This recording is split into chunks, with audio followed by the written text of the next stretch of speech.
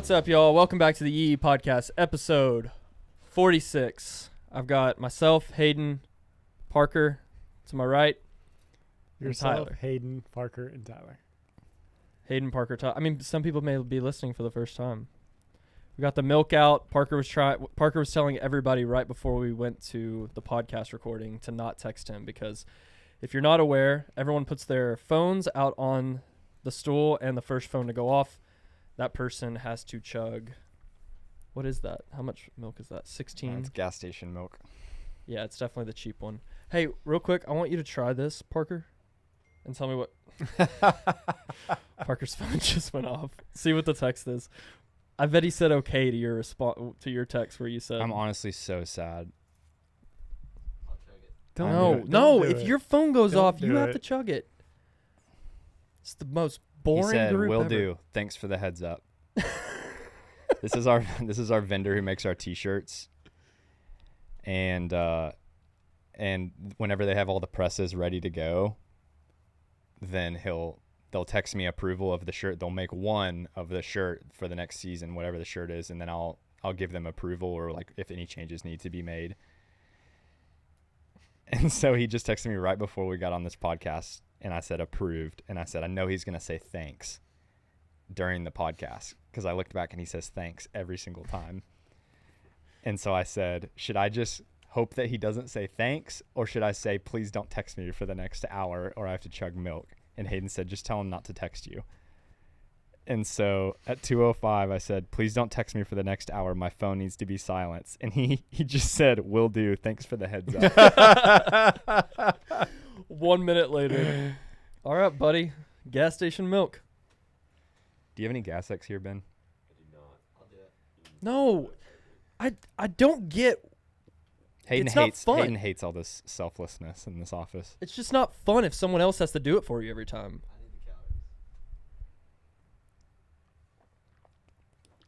We used to like go chug, chug, chug. Now we just get those sound effects into the microphone. That was pretty quick. Parker's going to be clogged up for the next 48 hours. Actually, real quick, try this too. I wanted you to try this. This is the first time. So, Tyler, tell the listeners a little bit about this sample that Parker is chugging right now. Dude, you are going to have some issues. You versus the toilet is going to be... That was a fake chug. I used to do that in pledgeship. They'd hand me people used to think I was so cool when I was a pledge. It's college. In college, they'd hand you a bottle and you're supposed to chug it of like hard liquor, and I would just purse my lips together and then pretend and then just do fake swallows with my throat. And they'd be like, Smith is a beast. And I'm like, I did not drink one drop of that, you idiots. Have you ever done the shot behind your back? Just like someone's being really nice, but they're also really hammered, and they offer you a shot, and you're like, I don't want dude, this. I used to do that all the time. Yeah, in the music college. industry, you've probably done it in Nashville at different events and stuff too. I just remember in college all the time, dude. Yeah. I think once you reach your mid-30s and you're like, when you're in college, you're like, I have to pretend like I'm having fun with these people. But like once you hit your 30s, You're and just there's like, young nope. people try to give you a shot. You're I'm like, good. no, I don't want a shot. And they're like, oh, come on. It's like, no. But if No if shame. somebody brought you like a tray of shots and they give everybody one, they're all excited, and then I would just always get it. And while they're going back, I'd be like, boop, on the ground. Wait, so what did you think of that? It was great. So tell the listeners what that is different, because we've been keeping people updated a little bit with the iced coffee. Yeah, so we basically got in touch with the grandson. I believe, is he the grandson? His grandfather. I think it's his dad. It's either, maybe it's his dad. So anyway, this guy's the son. His dad he invented cold brew coffee. Literally Like invented in the it. 60s. In the 60s, like 1956 or 1960. And so this family's been doing cold brew since it was invented, that they invented, for 60 years. Yeah. And we got in touch with them, and he sent us a bunch of samples, and literally every sample has just been amazing. And so I think we finally finalized what we're doing. The one Parker just had was a shot, so you can basically drink it straight, and it has 140 milligrams of caffeine, or you can mix it with a half a cup of water or milk and put, whatever you want to put into it to make it taste the way you want it. It tastes pretty good taste. straight. But I love it straight. I never really add fruity things to my stuff. I just drink black coffee. So we're super excited about it. We're trying to nail down the details, the artwork, and then hopefully get this out to you guys. Maybe our Yee Day launch in April. And I feel like espresso just in general is getting more popular, where people are just like more like, I'd rather just give me the kick, the energy that I need, and then not like sit here for an hour. It's just kind of like the nature of our world now. And so like, it's nice if you want to do that. I could be like, I'm sure I'm way wrong, but I've never seen, we all see 5-hour energies everywhere, but I've never seen a Yee shot. I'm sorry, a coffee shot. Do y'all see that like at stores or gas stations? Hayden would know. I don't know. I think that's a cool, I guess I'll look at the gas station today. Unique opportunity for us to do that. Yeah, super cool. So then Yee Day is, so we're going to have the spring launch mid-March, and then we're working really hard on Yee Day. We think it's going to be huge this year. We're going to have exclusive launch. We talked about, we were going to do this last year, but we're finally doing it. We're going to do a survey with customers. Tell them where to go to see that. Yeah, so right now we actually just posted a day in the Yee Nation Facebook group and asked people to post pictures of their favorite throwback shirts. It could have been 2012, 2016, 2000, whatever. Just old shirts that people would like to see be brought back. So we're going to probably do a couple, 5 or 6 shirts, maybe a hat or 2 of that. Yeah, so that's really exciting, because we have a lot of shirts that, as you guys know, if you've been following the brand, that come out for a seasonal launch and then they don't really ever appear again. So if you don't get them the first time, sometimes you never get a chance. So we're hoping to do some really cool shirts. Some of Parker's early days, probably, even you, Tyler. A lot of the shirt designs I saw today, people posting, were way before I ever started. So it's at least 3 years plus old. So we did a podcast, I guess it's been about a year now since we did the podcast with Braxton from Braxley Bands, but it's kind of like an entrepreneurship. We had a bunch of questions that we've been compiling for the last few months about just business, and it can be, some of these are general business, some of these are related to Yee Yee, but just some different questions that I think a lot of people ask, and a lot of things that I see from time to time. And it's important to remember too that there's so many new people coming into the brand that, like, the number one question was, where did Yee Yee come from? There's still so many people, even though we've talked about it a lot, we have so many new customers and people that are finding out about our brand that a lot of people have no idea where Yee Yee comes from. So that will be the first question. And then we're just going to kind of bounce around with questions, kind of talk from our personal experience. And I think that this will be really cool. So the first question is, how did Yee Yee Apparel start? Yeah, I mean, I guess, Tyler, you were there for that. So kind of give like the short version of how Yee Yee was started. Like when we started selling Yee Yee? Well, I mean, a lot of people don't even know where it came from, like the very first video. It's funny how I guess we're constantly educating people, Yeah, because we constantly get new people find out about us, but I feel like I tell this story all the time. But 2011, we were filming a video at our parents' ranch in Texas, and we used to do videos every week. This one, we didn't know what to do, so we decided to do our Earl Dibbles Jr. video, which was a character Granger was like acted out and made jokes as this character in the van as we used to tour. And so I said, hey, you should do that character that you do on tour. And he said, okay, what's his name? I said, Earl. We found out we used Dibbles and then Junior.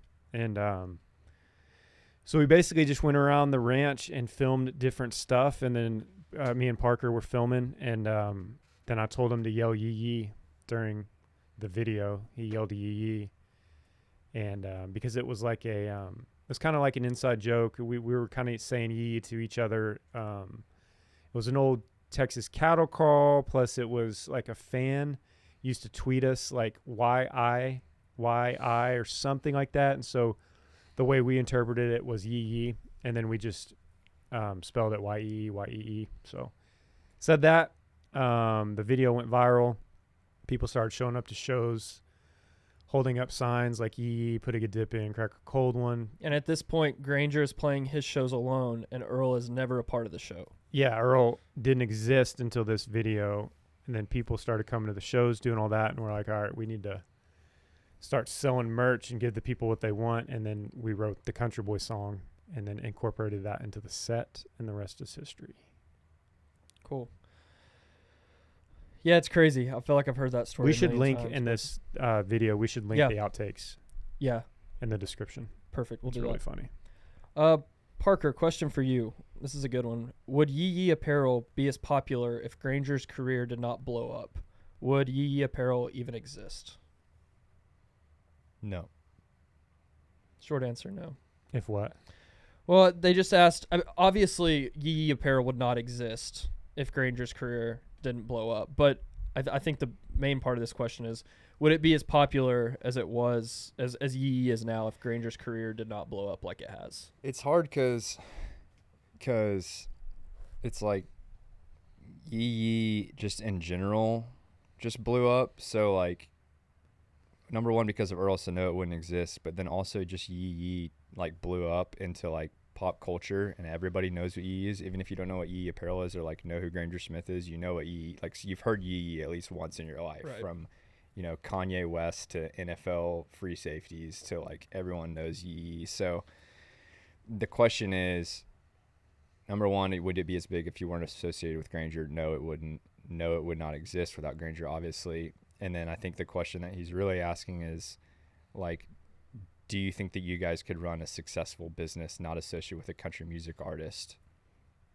And the answer that I've thought about that, and like, we're super fortunate to be able to have like a face to the brand. Like, I'm sure a lot of brands are like, yeah, must be nice. They just have Granger Smith like plastering everything. Like, I could be that successful too. And like, there is some truth to that. And I think about, if I wasn't with Yee Yee, like, I wouldn't want to go build a company completely by myself. I would go grab an influencer who has like a lot of potential and a lot of eyeballs, and then you build a brand underneath them. Mostly because, like, you could say I'm just like handicapped, but it's just like, I think that's just like a smart thing to do. I would go grab a Ginger Billy and build a brand under him, a Co Wetzel and build a brand under him, or like what Dale Brisby's doing with Rodeo Time, and you go find someone where there's already eyeballs rather than trying to do that all from scratch.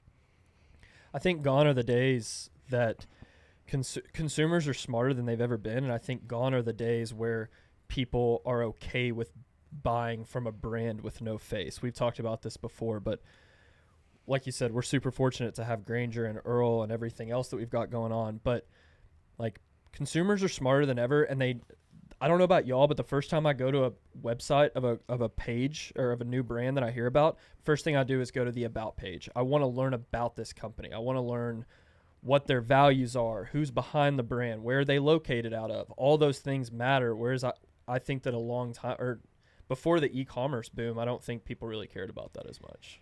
I was in a gas station picking up that stupid milk on my way to this podcast, and I saw a guy, just a blue collar guy with his work boots on, and he had an Ariat. I never know. Ariat. He had an Ariat long sleeve shirt on. I was thinking about that actually, and I was like, Ariat doesn't have like a face to their brand, and like, yeah, like the average consumer, like people who we hang out with, people who probably listen to this podcast, like people who are more informed, do really care about that. And like, the human mind just in general is like, wants to know a brand story, but then there's like still a huge market of like just your average Joes who, like, I was like, I remember thinking, I was like, I wonder where he got that shirt. Like, he probably didn't buy that online. Right. He probably didn't go to Ariat's like summer launch or winter launch, you know. He probably found it at Cavender's or Academy. And I was like, there's still like such a massive audience available to us in the long run in wholesale and, you know, Bass Pro Shop, or it's like, it's like he just kind of knows the Ariat name, and so he got it. And so I was thinking about how interesting that is, and how like we are like such a cool, unique brand that you can buy online, but it's like that's that next level of like building the brand to the point where you're in wholesale and people are just used to seeing your logo and they trust you. It's just like a different type of trust, even though it's like, I don't know who runs it. I don't care who the owner is. I don't know what they stand for. Unless something huge negative comes out about them, like Carhartt or something, then people are pretty much indifferent. If it's in Bass Pro, they'll get it. Yep. Good answer. Well, also, we're probably predominantly hitting Gen Z customers, right? Like that guy that you saw probably wouldn't hop online and pull out his phone and go mobile and check out and all that kind of stuff. I mean, depending on his age, you know? Yeah, we definitely skew a little bit more. One thing, like with an Ariat, yeah, you may not have a face of your brand or any of those brands, but like what Ariat has done is they've become synonymous with rodeo. Like you watch the rodeo finals from Vegas, or I guess it's now in Texas this next year, but it's just some of those brands are just everywhere. So that's another route you can take and become synonymous with different athletes or influencers or whatever whenever you don't have a face of your brand as well. I'm wearing their boots and their belt right now. As we talk about that. So there's different ways to go about it, and Ariat has, we just use them as an example, but they've been super successful. I also have my human tennis ball shirt on today.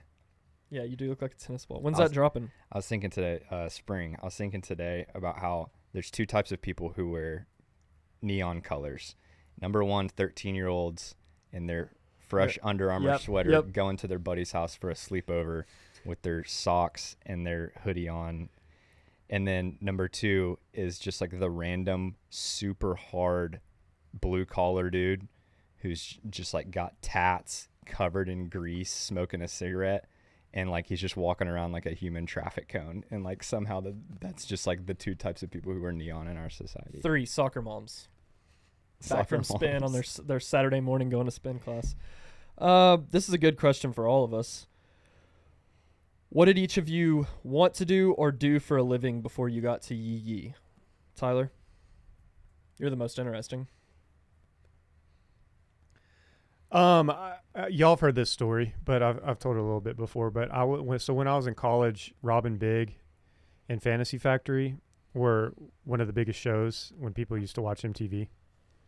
So I used to love that show, and I was like 20 or 19, didn't know what I wanted to do, but always was into fashion, passion for fashion. Always kind of wanted to do my own clothing line or something like that. But anyway, I used to watch Robin Big and Fantasy Factory and be like, that's what I want to do. They had that huge factory, and they had all their offices in it, and made videos and content and had their own TV show. I was like, I don't know what this means, but that's what I want to do. They were the OG influencers before David Dobrik, before Dude Perfect. Like those were the guys that like started that trend of like, these guys literally just do crazy stunts for a living and then just film content out of it, but they just had like a formal TV show out of it. Yeah, them and Travis Pastrana and those guys. And for the people that don't know, Rob Dyrdek had like a skateboard company, or he was sponsored by all those. He was a skateboarder, and then his cousin Drama started Young and Reckless. Young and Reckless, yeah. And Drama in that show, it's so funny. They were doing reruns the other day on MTV. He was just such a little squirt assistant, and now he's like a I don't know how much he's making, but a lot of money because that company's huge. It's cool. And then I was in the music industry before, and I was very scared to come over here and do e-commerce, but I've never looked back since it happened. What did you do? Well, what did you think you were going to do? I sold Yee Yee Energy. I was in college and like started it like my spring semester. I came on to sell Yee Yee Energy and to get it in stores was my goal. So I cold called companies, wholesalers, Walmarts, academies, you name it, and it's just all I did all day. And then like on the side, Tyler was like, hey, I could use like some help on the back end of the website of like some of the shirts and hats that we sell. And then he introduced me to some of the people that make that stuff. And then we just slowly built up momentum on the apparel side, and it was easier to ship. That was more cost effective. And then so that's kind of how Yee Yee Apparel was born, to where we were like, let's besides this just being grangersmith.com, what if we did yeeyee.com and then called it Yee Yee Apparel and started a LLC for it and separated it, and it just kind of grew from there. What is y'all's motivation for when things get tough? Where do you draw inspiration? I think I just realized that you're asking questions from fans.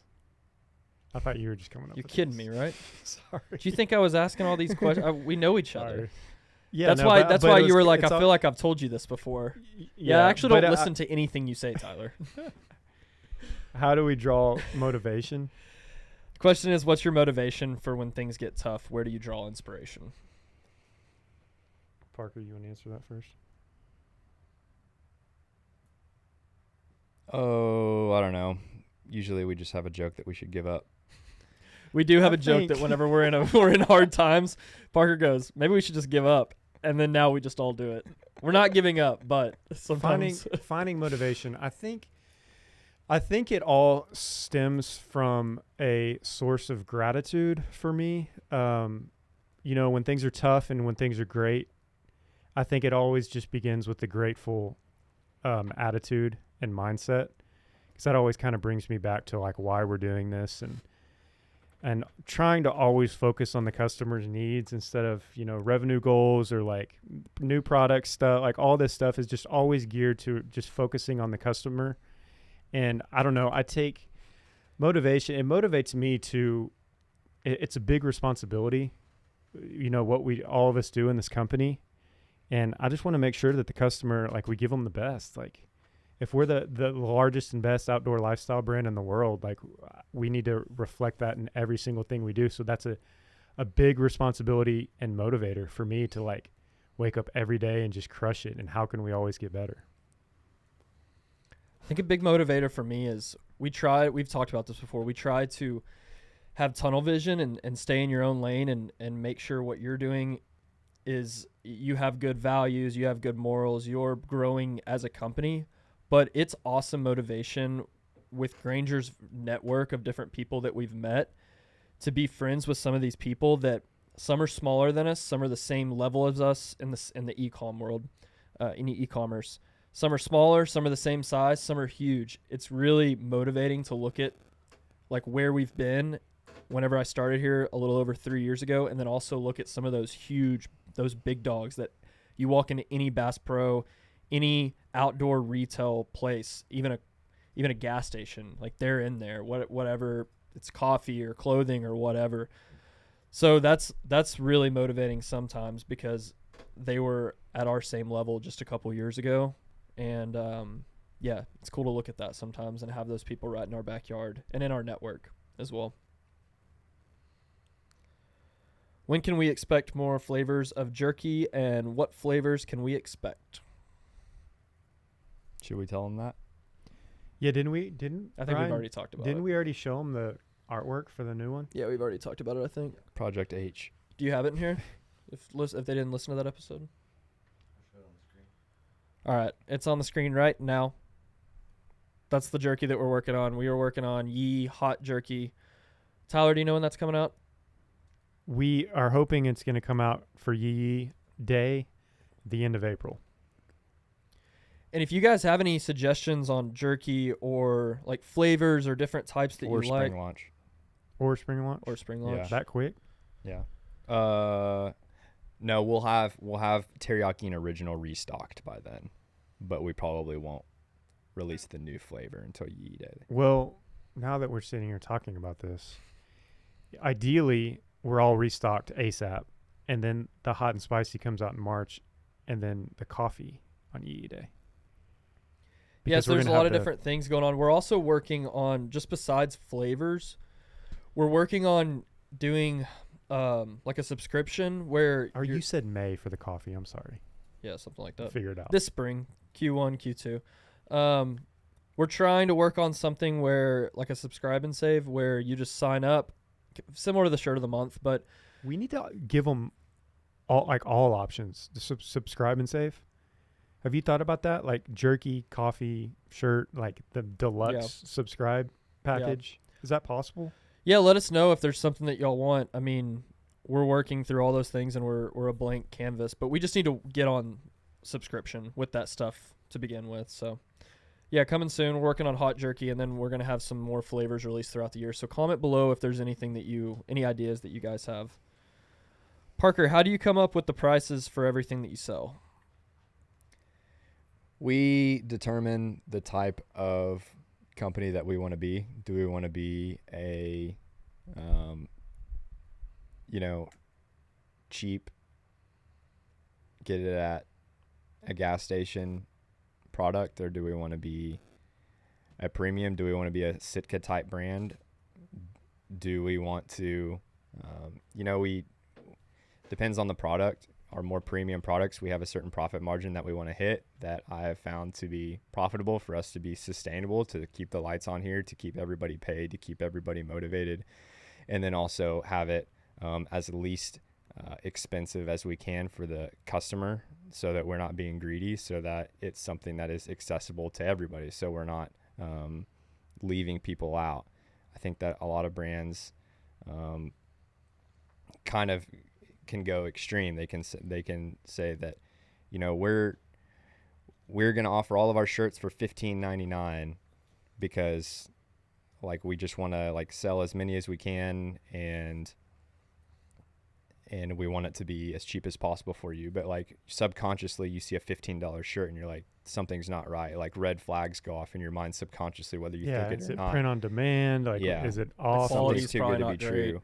Whereas if you see a shirt that's $39.99 for a t-shirt, you're like, okay, like this seems like excessive. The average shirt, in your mind, you subconsciously know like the average price point of the market. And the customer will tell you, like if you back it up and you sell a $39 t-shirt and it comes in like an awesome box and like pristinely wrapped with like premier like wrapping paper, and the shirt is high quality, and the other, like the customer will reward you based on what you put into it, and they'll tell you by either them buying it or not. But what I just found out recently, and I think it's cool for the fans to know, because I didn't know this, but one of our vendors that we use, they also do Barstool, they also do Benelli, King Ranch, etc. So all these big labels that you've probably heard of. We basically order the same items and we custom make them, but they're like the foundation, the base of what the item is the same. And King Ranch will sell that product for like $159 for a vest that you're buying, because they come across as like a luxury Western premier brand. That's their thing. But what's cool is we're literally selling the same item, but we're selling it for like $79.99. So you're basically getting the same exact quality, awesome item, but for half the price from us. Parker, what's your biggest challenge when it comes to new designs or products? Dealing with graphic designers and coming up with ideas for products and figuring out the quantities and planning out the launches, just with the sheer number of items that we have in those launches. It gets a little overwhelming, and these launches come at you fast. So that's kind of my biggest hurdle. But dealing with these new vendors that have entire teams that are able to put together spreads of art and what we call tech packs is super helpful. All right, we get this question a lot, but I'll go ahead and ask it because I'm sure some people are wondering, are you planning on having a Yee Yee storefront ever? Yes, but no plans in the next 1 to 2 years, unless an opportunity may come up on the Georgetown Square. Kind of like Demo did with his store, Bunker Branding. It's on 35 though, and it's like open to the public. The farm isn't open to the public, but I could see us in the future potentially flirting with the idea of making a storefront somewhere at the farm. Whether that's the new warehouse, I don't know what that would look like. That might just be a nightmare. But to answer your question, yeah, like Parker said, yeah, we're definitely thinking about it. We think about it. It's not in our 1-year strategy, but probably more our 5-year. All right, we're going to go to break. We'll be right back. All right, welcome back. We had a very long break. We recorded the first part of this podcast yesterday, slept and got some haircuts, and now we're back. We said that we were going to all wear the same thing, and I think Parker's the only one that did. I'm loyal, baby. I came in wearing the same thing as yesterday. Now it would have just looked like we just took a short break, but now I just look like I've just been wearing the same thing for 2 days. Now you look like you didn't take a shower. All right, we're going to jump right back in. Parker, what is a product you really want to do, but it's just too hard or there are too many roadblocks currently?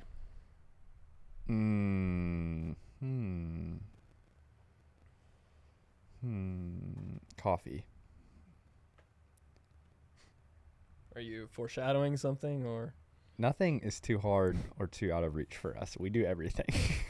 we're trying in to? In all honesty. Somehow I ended up spearheading this project, and I feel like it's all on my plate It's now. been amazing, honestly. actually I has don't read been any of those and so emails. great. we have to handle it. order directly from the source instead of them ordering it. It's like, oh man, do I really want to do this now?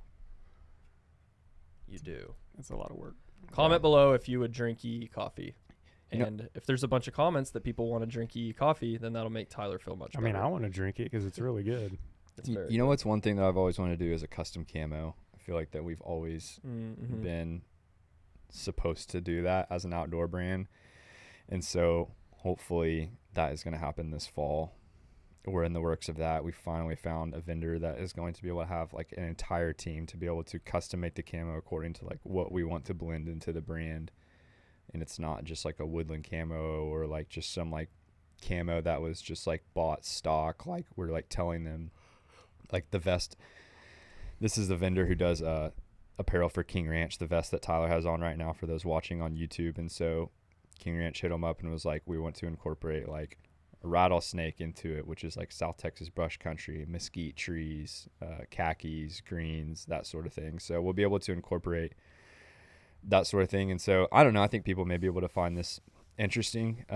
Like we were looking up the major camo brands and like how he was like, if you look at a camo and then squint your eyes, then you'll be able to see like the primary color on it. Like Tyler's is brown to me.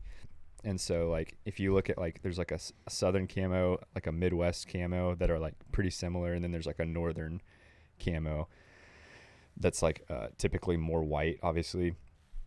And so we were just talking about, it's exciting. We were just talking about like what we would want it to look like, and like we love our northern people, but like we're in Texas, and so like it's probably more applicable for us to start out with like a tan or a green, and we'll keep y'all informed and like maybe let you in on the process like as we create that. And that'll be really fun. And then also this fall like really taking it to the next level with like corduroy Sherpa jackets and like heavyweight puffer jackets and vests that we're finally doing. We're doing a short sleeve button up this summer that's like just really quality performance. And so this is by far going to be the best year in terms of stuff that we've never done before, and that is saying a lot for this brand because we do a lot of stuff every year. Tyler, this is a good question for you. What skills should a person have to be a great entrepreneur? Because you're an entrepreneur. A lot of people may not know, but you, I mean, obviously the Yee thing that we talked about earlier in the podcast, but you have a lot of different other things going on between Granger's career, and then you're into real estate, and I know that there's a lot of different things that you have going on. So what would you say are the top skills that an entrepreneur would have? Probably really nailing down your routines, your habits, creating self-discipline. Those three things, if you can, because there's a lot of stuff going on in my world and an entrepreneur's world, and so you got to be super focused, intentional about what products you're working on or what ideas you're working on, creating a routine and schedule, and then just consistently every day. Yeah, because your schedule never looks the same day to day. No, like today I got to leave to go to the movie set. So I got to make sure I get everything I need to get done before creating what we all do in the office, basically creating a power list of the 3 most essential things that need to be checked off. And once you finish those items, then you pretty much win the day and you're done with the day. So yeah, we all use the power list. Parker, will you explain real quick what the power list is? Because I think a lot of people would be interested in that. The list is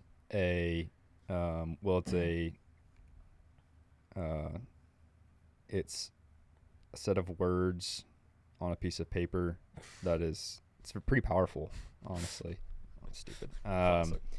The power list is I'm going to try 3 most important tasks to move your goals company business forward. Yeah, and for that day. people get caught up in terms of like, should it be 3 or 5 or 10, or why shouldn't it be 20, or what if I want to do 30 things a day? And it's like, make it whatever you want that's sustainable over time. Like, yeah, you could knock out 30 things in a day that are ultra critical, but it's like, do you really have 30 ultra critical things today to like move your business or like your platform forward or whatever you're focusing on? And you'll probably get burned out. So that's kind of the point, is like, I think Warren Buffett may have said this, where he's like, you write down like 30 things that you need to do that are really important, and then he's like, okay, now circle the top 5, and like those are the actual critical and forget tasks. the rest. Also, if you have 30 tasks that you're supposed to do, You're not like, gonna get all of them. you're not going to get all of them done, and at the end of the day, you're going to feel a sense of failure, even though you accomplished 27 of them or 28 of them. So the whole point with 3 is like, once you get 3 done, you check those off, you win the day, you're done for the day. You can do whatever you want for the rest of that time. 3 critical tasks. And by critical, it also means that it's not like, I want to make progress on this project. And it can be personal. It can be If you want to lose weight, it's I'm gonna work out. walk today. I'm Right. gonna go jog a mile today. Right. I'm gonna work out for 45 minutes. if it's weight and fitness. Or I'm gonna eat a clean diet today with my macros and everything counted. I'm gonna call this if person. it's business, I'm gonna make 3 phone calls to sales calls today to these potential partners, etc. If it's something with real estate, I'm gonna analyze 3 real estate deals and leads that I got today to sharpen my skills in that. If it's Parker and a product for Yee Yee, I'm going to call this vendor, or I'm going to take this sample and measure the length of the sleeve and compare it against this other sample, and then decide which one we're going to order.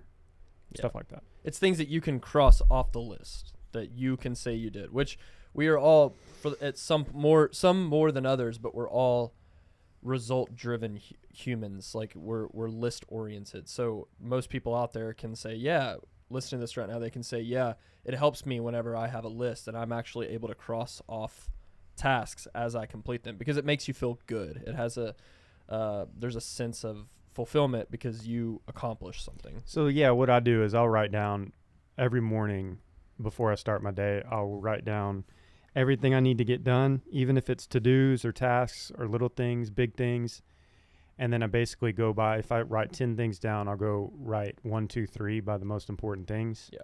Knock those out and just kind of shuffle the other ones to like a doesn't matter to do later kind of deal. What is the main growing pain that Yee Yee experiences with the way that your business is growing?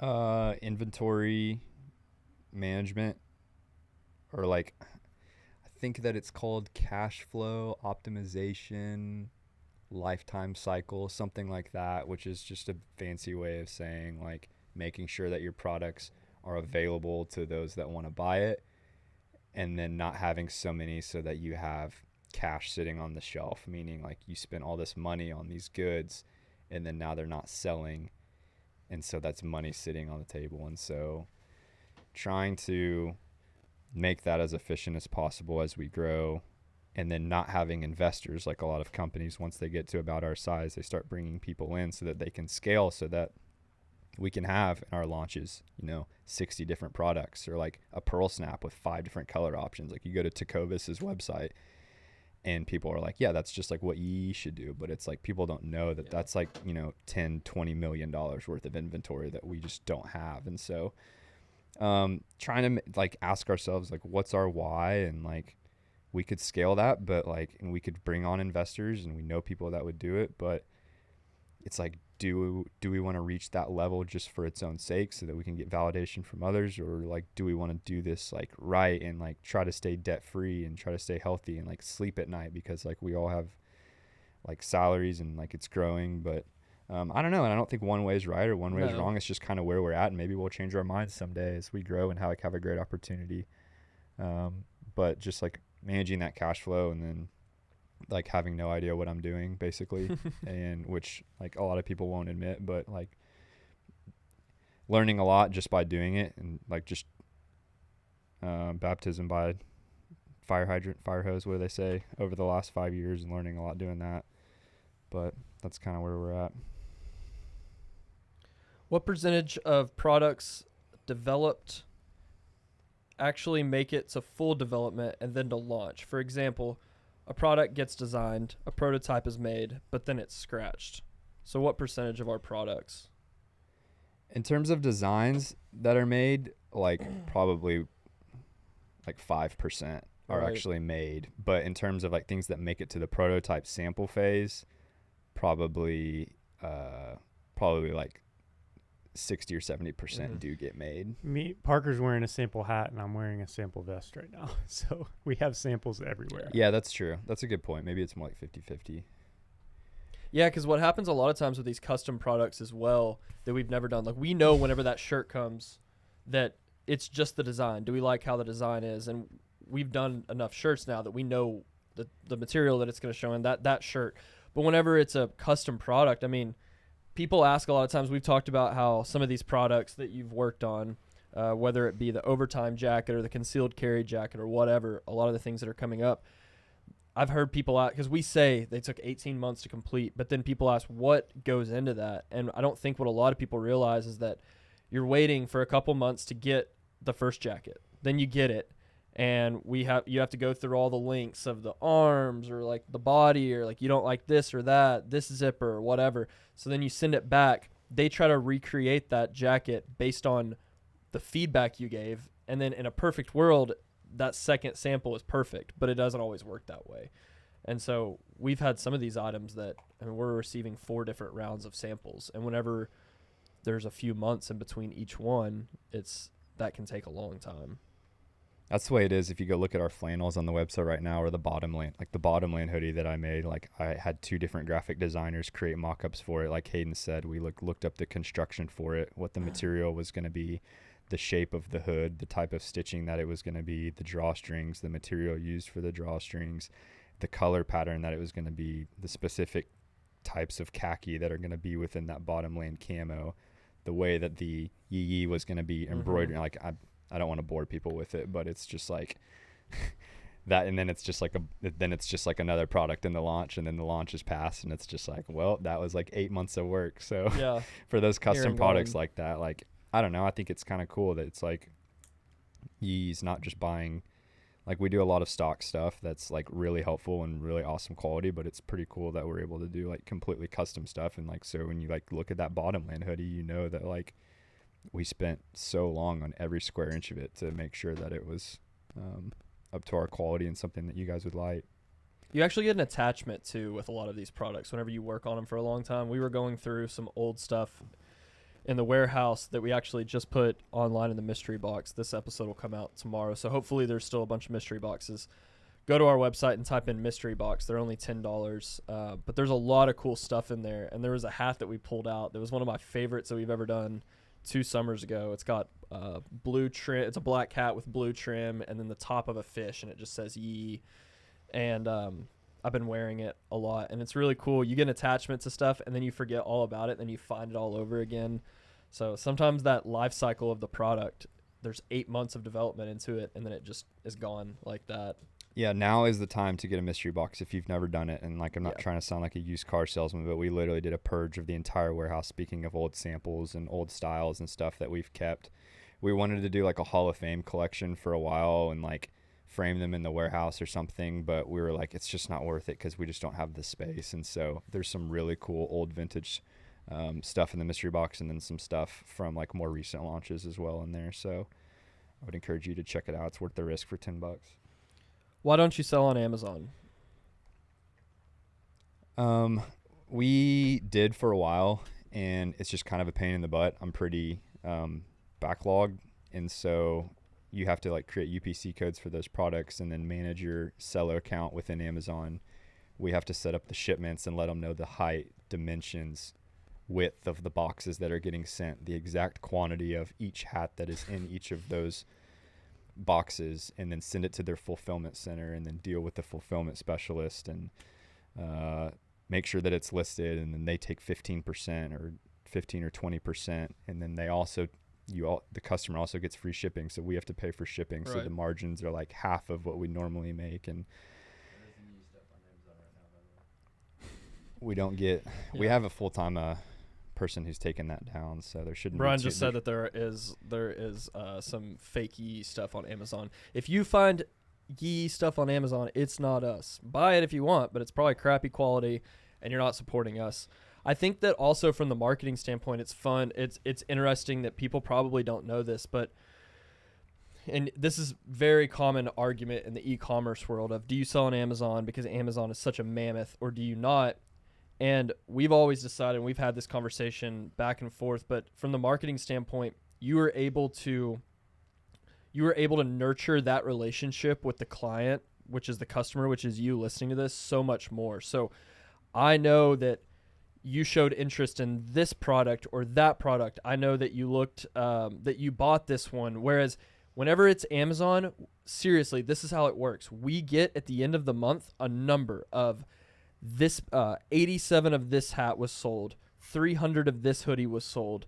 We don't know who did it. We don't know if that box came quickly, if it took a little while. Usually it's Amazon, so it's quick, but we don't know any of that stuff. We are not able to communicate with you through email, through text, nothing like that. So we lose so much of that experience, and that has been so important to us, is to, there may be times where we don't measure up to some other brands in the sense of we're not going to have the quantities that some do because we're trying to stay lean, or we don't have the number of products for obvious reasons that Parker just said.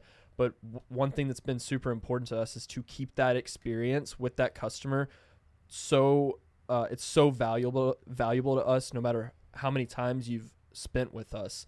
No matter if we're doing 5 sales a year or 5 million, we always want to keep that connection with the customer. And I think as soon as you start putting your stuff on Amazon, you lose a lot of that experience. So that's why it's been important from the marketing standpoint. Yeah, it's just taking the easy route of like, yeah, you just get a check in the mail and you don't have to do much. But at the end of the day, like every time you hit a crossroads in your company, are you going to invest? Like we've been able to invest in our distribution and bring on our employees and improve our warehouse so that we're not reliant on Amazon, so that we're able to have that customer connection and be able to maintain communication with them.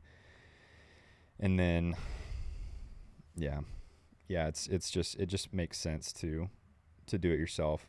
And then in the long run, I think that it is something that, I don't know. It may be something that we eventually do. A lot of top brands are on there for a reason, but they just Amazon's just kind of like the corporation that just kind of like puts a smoke screen over your personal brand. So like when we're on Amazon, if we look up Yee, even if we're paying for Google ad space, if someone looks up Yee, the Amazon listings are going to show up first. And so naturally people are going to do it, and it's very convenient shipping and it's free shipping. It's cool for the customer, but it's not great for us because we're paying for the shipping. We're not able to maintain the relationship. And so it's just kind of feeding the hog. Yep. All right, this is a little bit of a long one, but there's a question here, I promise. It's a good one. The quote comes to mind, "You won't work a day in your life if you love what you're doing. Every time I think about what it must be like to work with the best company in the world, Yee Yee. While all of Yee Yee Nation wishes we could work with Yee Yee, how can we each find a company to work with or a career that we enjoy doing so much that it feels like we aren't working at all? I know this isn't a direct question about growing and managing a business, but I thought it might be of interest. From my point of view, I'm 22, working on my Master's of Atmospheric Sciences, and starting to look at my career. I want so badly to work with a company and have a job that makes me feel this way, but I'm a bit nervous about going into the industry." It's a really good question, by the way. I would say to focus on networking and your people skills. I think that's pretty underrated, and I think that if you're getting out of your comfort zone in terms of like the people that you're meeting and going to these different expos and just improving your communication skills and reading personal development books that are going to allow you to like, I feel like personal development wasn't talked about enough in college. It was just like your grades will get you your job, rather than like books like How to Win Friends and Influence People by Dale Carnegie. It's like, how do I actually communicate with somebody and shake their hand? Because the older you get, the more you realize you just want to work with somebody who's like a hard worker and has good ethics.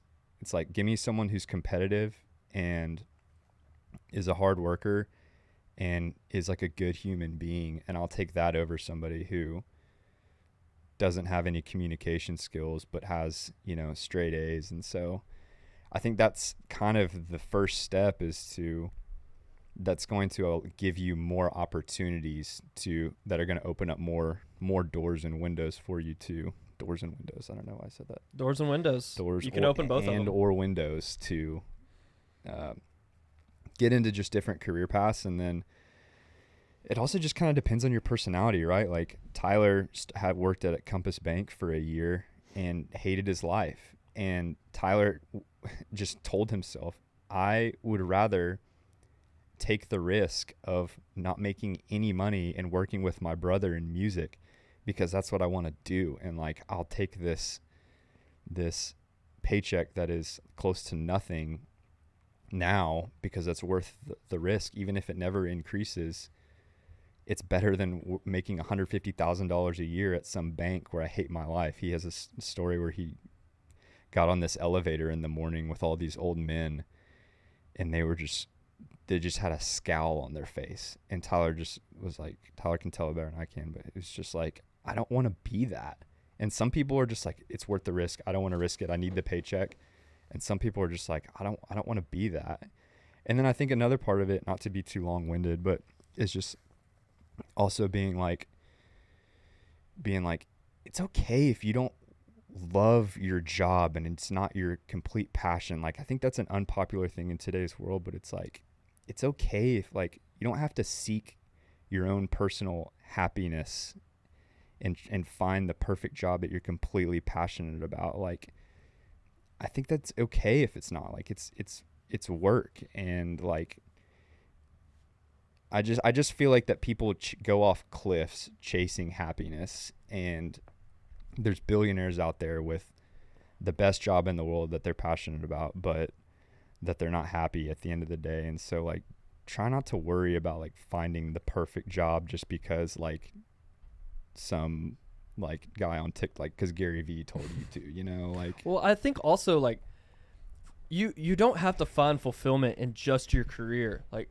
say you don't really love your career. What a lot of people do is they don't like their 9 to 5. They go home and they project those 8 hours of bad mood and negativity on their wife, their family. Then they tend to not do the things that once brought them excitement, whether it's hanging out with friends, whether it's rec league softball, like whatever.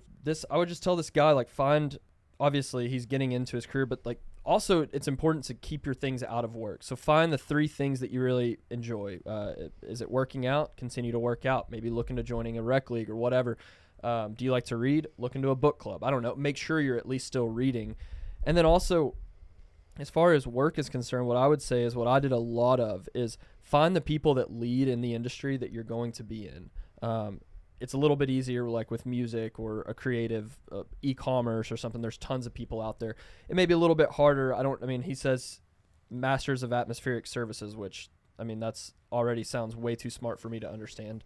But that, like, find people that are leading in the industry that you want to go in. Does that truly bring you joy? Ben's a great example. Ben, what is your master's degree in? Business administration. Okay, and what is your undergrad? He said business administration. What is your undergrad? Industrial engineering. Okay, industrial engineering. Ben is a prime example of someone that thought he was going to be, you thought you're going to be an engineer, like, for the last however many years. He's been a follower of Yee Yee and Granger and everything that we've done, and it was right place, right time. He reached out. That's a whole nother story. We've talked about that before. We'll talk about it again eventually. But he reached out, sent a damn good email, and was really well crafted, knew what he wanted, knew that what we were looking for because he knew the ins and outs of our brand. And so it was right place, right time. We started working with him remotely as like an internship, I guess is what it was. And then that just evolved into now he's living in Texas, moved all the way from Massachusetts. And so I just think that look at what the companies that you like, what they're doing, look at the leaders in that field are doing, and think about the critical tasks that you can do. LinkedIn is a great tool. There's a lot of spam on there, but especially if you're in an industry like this, like get on LinkedIn, message people. One of my favorite stories is there was a guy that talked about how he was applying for a job and they just wouldn't call him back. It was a huge company. They were getting tons and tons of emails and resumes from all kinds of Ivy League type, people, whatever. And he said he got a cake. I guess it wasn't in paper, maybe it was laminated. He put his resume in a cake, sent it to the office. And so, because he knew the office's address, you could find it online. They put it in the break room, whatever. People started eating on it. They're like, I don't know, where'd this come from, whatever. Before they know it, they're cutting into this thing that's in the cake. They pull it out. It's a laminated resume, and he was hired. Like, they brought him in for an interview, and he was hired the next day. So I'm not saying you have to go to that crazy of a choice, but like, just be creative. There's so many people out there that are sending in their resumes. Just their resumes are boring. They're just cold emailing. Like, there's so many different things that you can do to be creative. And at the end of the day, it just boils down to, like, you could be in finance and work at Goldman Sachs. I don't know, like top in the world of whatever industry. But if you're not really happy with finance or whatever industry you're in, like, that's not going to bring you happiness. You have to be working in something that brings you happiness. Yeah, I also think, like you said, though, you can separate your career.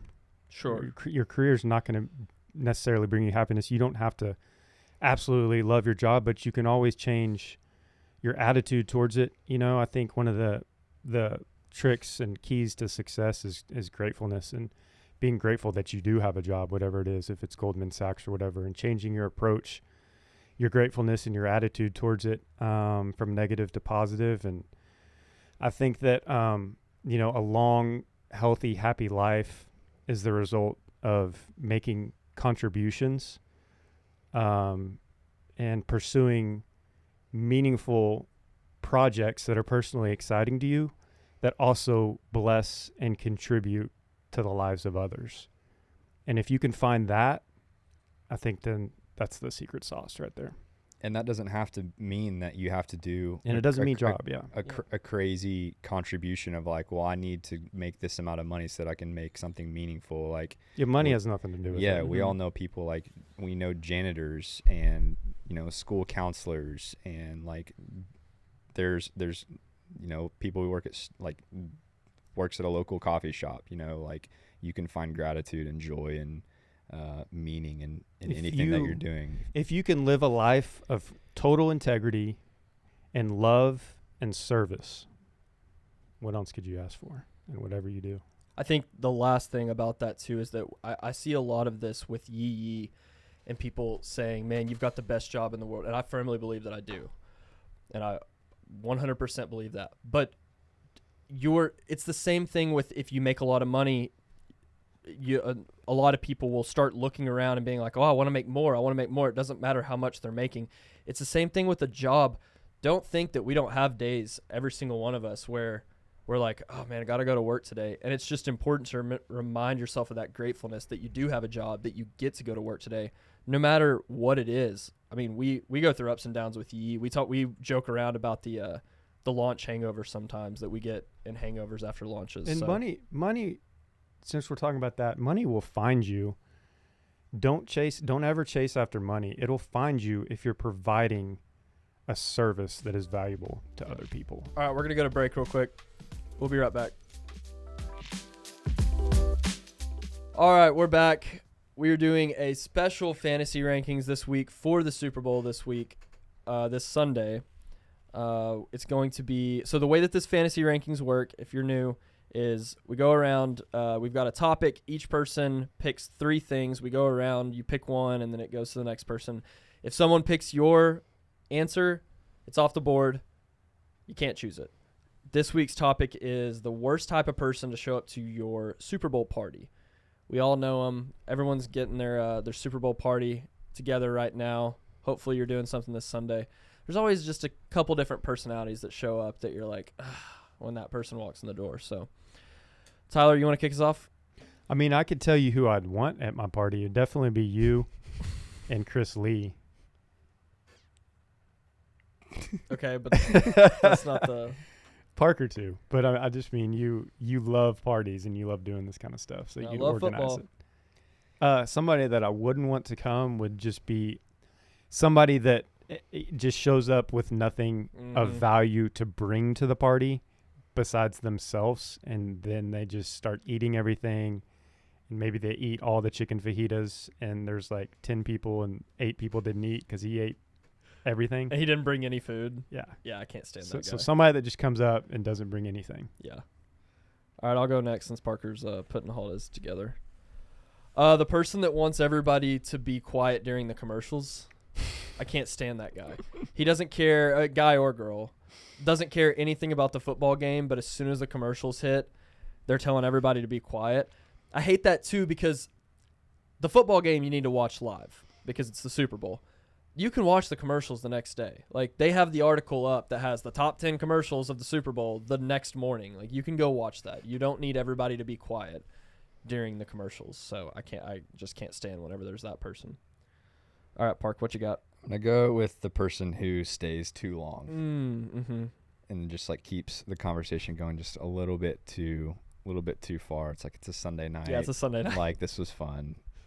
Be aware of the situation. Yeah, go home. Ty? This is a little conflicting because I don't really care about football anymore because Most of your answers are conflicting, though. Yeah, it's so soft now. It's just so different than how it used to be. Too many penalties, all that kind of stuff. But somebody that doesn't care. Mm-hmm. I don't care because my team's not in the But Super Bowl. really doesn't But care. somebody that, like, I enjoy football. If somebody really doesn't care and they're just talking a lot and trying to get your attention away from the game, meaning to or not meaning to. Yeah. What about a person who just talks about concussion protocol and targeting? And Colin Kaepernick. It kind of goes along with what you're saying. Well, a lot of times there's that person, but then there's subgenres. Like, the guy that just talks about Kaepernick the entire time, it's like, man, that was a few years ago. Like, it's done. Like, he just continues to talk about it. But then he has to tell you why he doesn't watch football. But I'm like, you're here, aren't you? You're watching. So, next on my list, the ex-football player / coach. I can't stand that guy. He talks about what the offense should be running, what the defense should be running, what he would do in this situation. And he's like a finance guy at JP Morgan. Like, dude, you're not a coach for a reason. Like, you are not the coach. Like, he thinks he's Sean McVay. So that would be my guy. I don't like that guy. I'm going to go with brings loud children. And Oh, that was on my list. Doesn't discipline them and just kind of is not aware and just like lets them run around and do whatever even though they're kind of being annoying. I said the guy that brings his kids and lets them run around the entire time. Yeah, that's a bad one. That's probably That's a lot good of. one. I feel like that's gonna be everyone at some point, except for Tyler. But yeah, Dude, did y'all see the TikTok? I thought I sent it to you, Hayden, of the guy who, it's like when your son is a Chiefs fan. And you're not, or Patrick Mahomes fan, and this kid is running in his, I think, did the Bengals play him? Yeah. It was the dad was a Bengal. I think they're from Cincinnati, but you know how kids just like whoever's like the most polarizing figure that year, and this kid's in a full-on Chiefs uniform, and he's sprinting across the floor, and the dad's just watching the TV, and the kid gets next to him, and the dad just grabs him by the head and just throws him to the side just to watch, and the kid just goes flying, and it went viral. Oh, that's good. All right, last round. What y'all got, Tyler?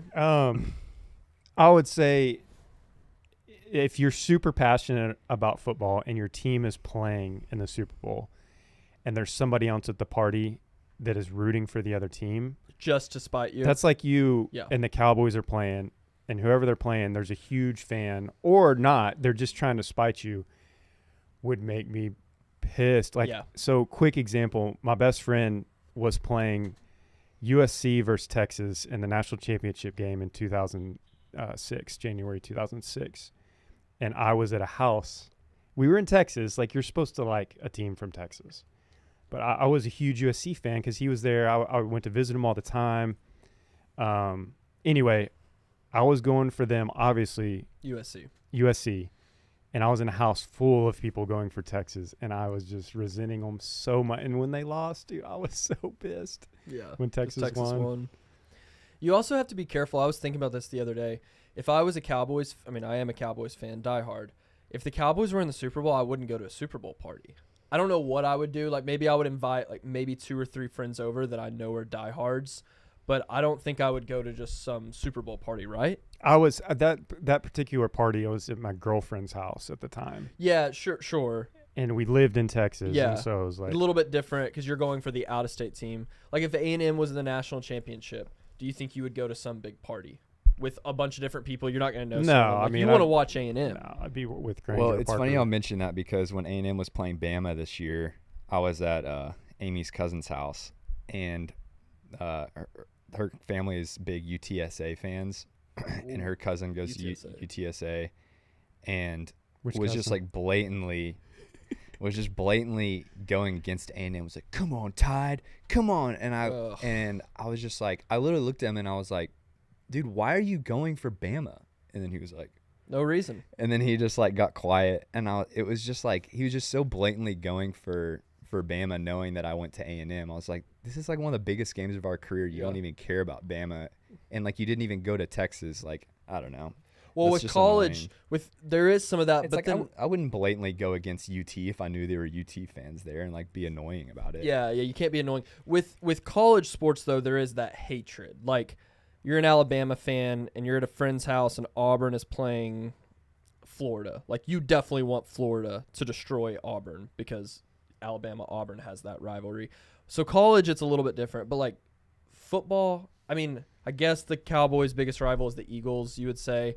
And I definitely don't like the Eagles. But I'm not going to go out of my way if I'm around a bunch of Eagles fans. One, because they're mean and they'll throw stuff at you and violently try to hurt you.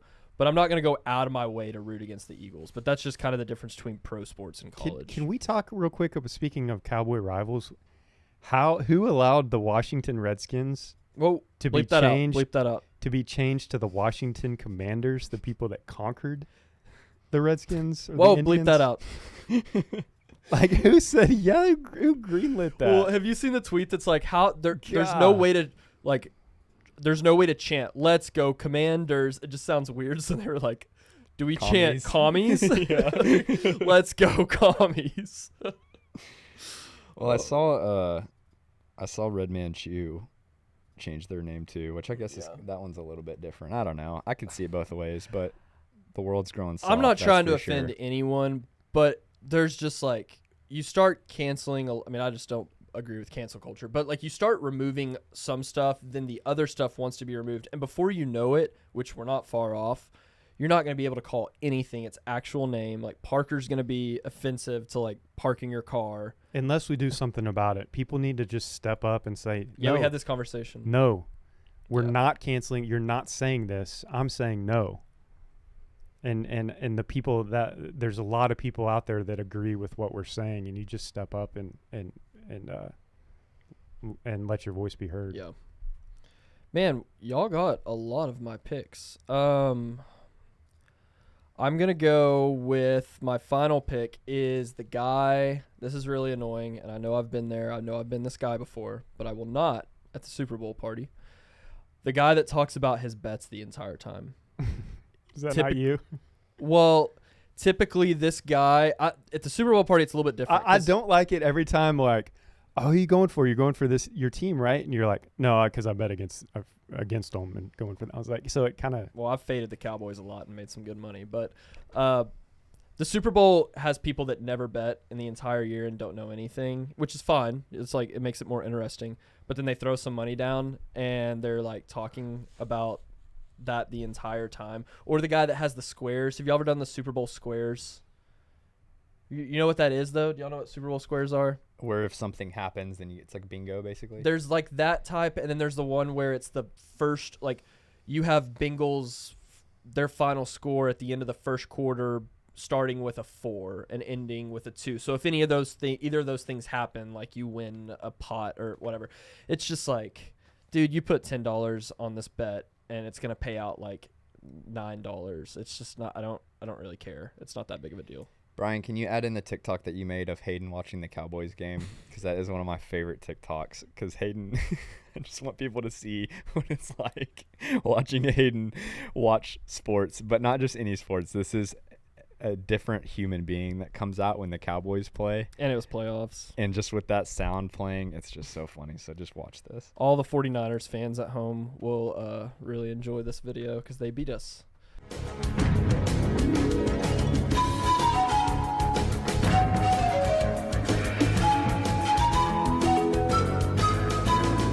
All right, Parker, last pick.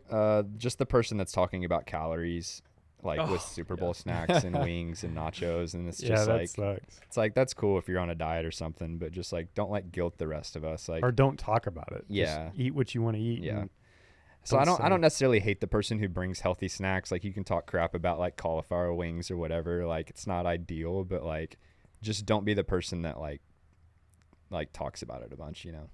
Do not bring carrots to my Super Bowl party, though, I will say. Don't do it. Do you want to have a Super Bowl party? I kind of figured you What time does actually it I start? can't because you gave me Hayden was like, I got these reservations to an amazing restaurant in Austin that I make 6 months ago and selflessly gave them to me. And then I realized that they were February 13th. I thought they were on Valentine's Day. They're February 13th at 8 p.m., which is right Well, at the Super Bowl. 6 months ago, I was like, oh, this place has reservations. I've been trying to get here for a while, so I made reservations. And I was like, oh, that's right before Valentine's Day. I don't want to go out on a Monday night. Sunday night will be perfect, not realizing that it's the Super Bowl. So What now time is the Super Bowl? it's usually early. It's like 5:30 or something. 5:30 Central. I don't know. It's Yeah, I'll watch it with you if you want. I'll be back. Ben, Brian, you want to come over? I'm in Boston. Be in Starts Boston. at 5:30. Okay. Actually, I'll be on a flight back here. All right, Super Bowl party at my house. I'll bring the carrots. Bring the carrots. All right, thank you guys for listening. We'll see you next week. Eat your veggies. Go Rams.